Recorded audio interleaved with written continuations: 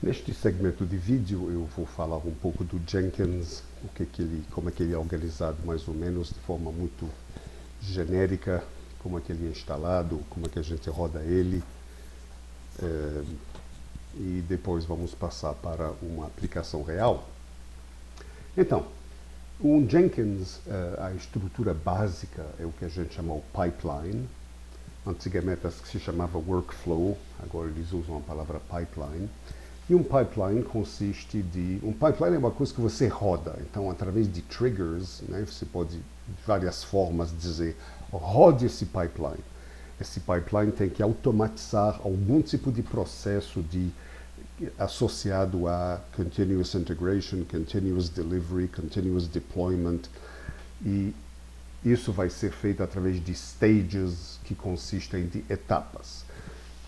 A gente vai ver já o vocabulário aqui, o que significa. E a partir enquanto o pipeline é executado, né, um estágio após o outro, a gente pode, se quiser, receber notificações por e-mail, por exemplo, ou no Slack, dizendo o que está acontecendo, se passou, se não passou, e assim por diante. Então, o vocabulário, um step seria uma operação única, como, por exemplo, fazer checkout de um código a partir do GitHub, por exemplo, rodar um script usando o shell, ou enviar mail, assim por diante. Essas coisas únicas, assim, comandos únicos são steps. E um stage é simplesmente uma forma de organizar, de agrupar logicamente vários steps. Então, por exemplo, nós vamos ver pipelines ao longo desses vídeos para fazer as seguintes operações. Vamos fazer build, vamos fazer teste de unidades, vamos fazer code coverage para ver se os testes estão cobrindo bem o código. Né? Cada uma dessas coisas que eu estou mostrando aqui será um stage separado. Né?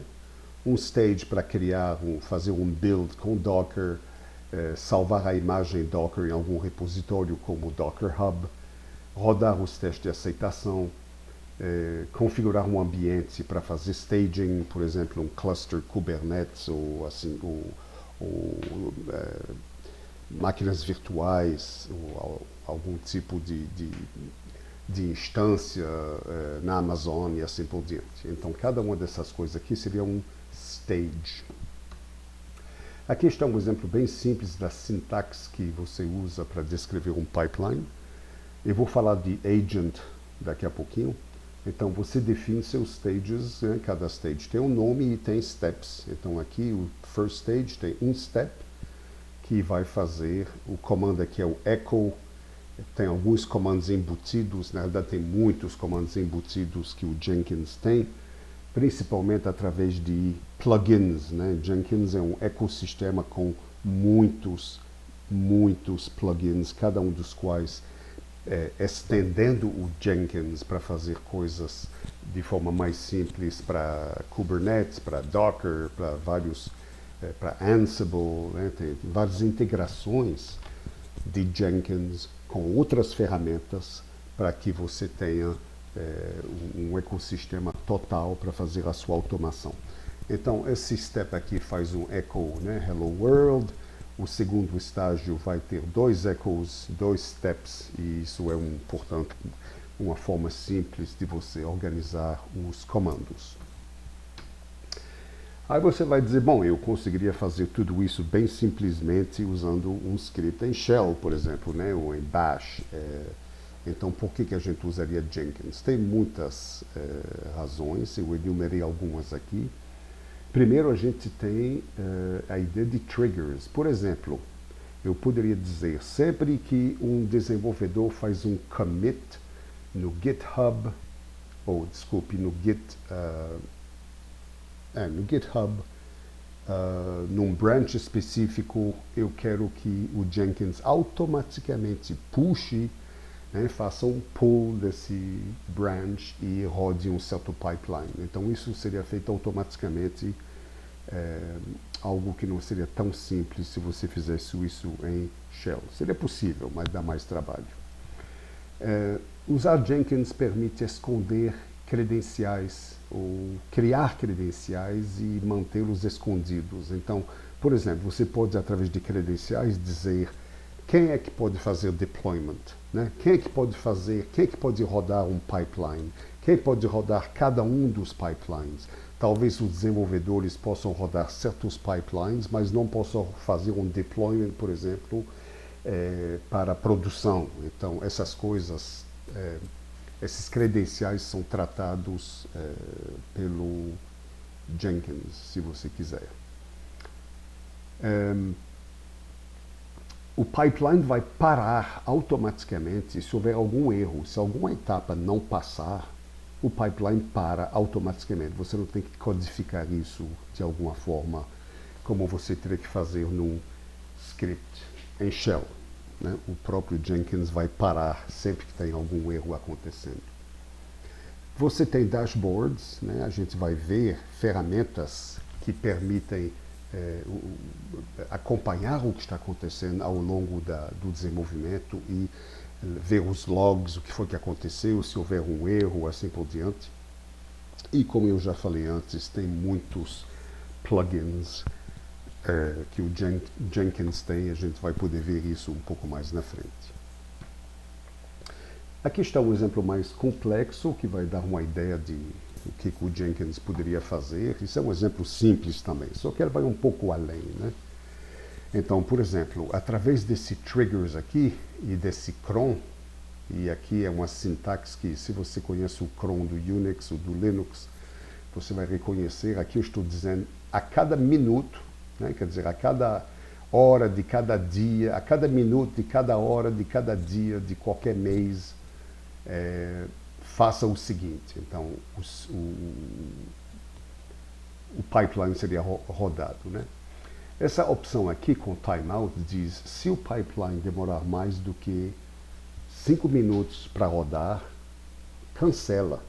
Tem alguma coisa errada acontecendo, cancela. Com parâmetros, eu posso pedir parâmetros ao usuário antes de rodar o pipeline. Por exemplo, aqui eu vou perguntar: Is it the debug build? Então, você quer depurar ou não? Normalmente vai ser true, mas eu posso digitar true ou false, né?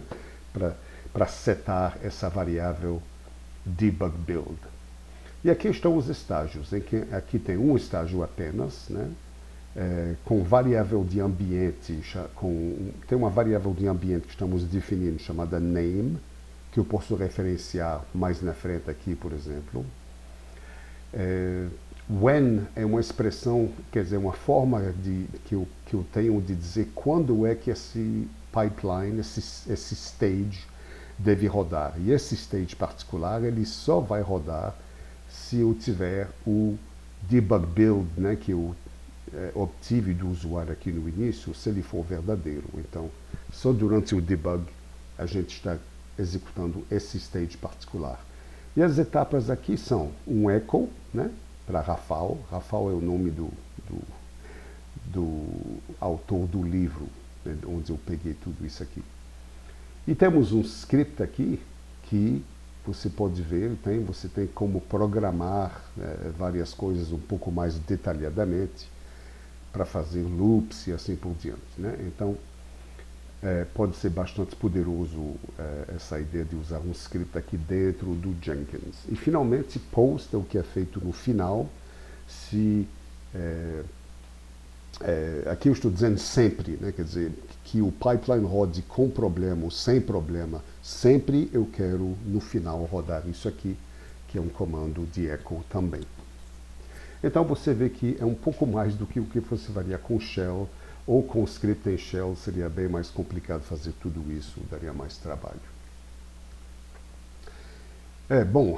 Tinha a palavra agente aqui atrás, né? Agent any. Isso é um assunto que eu não vou tratar nesses vídeos, né? A questão de agente, mas o agente é onde o pipeline roda, né?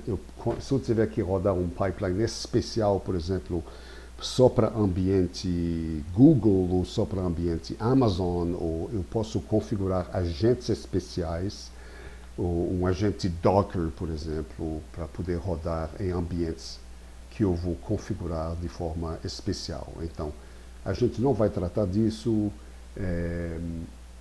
Eu deixo para vocês fuçarem isso, se for necessário, no seu trabalho mais na frente. Nós vamos usar sempre a sintaxe agent any, como a gente vê aqui. Ok.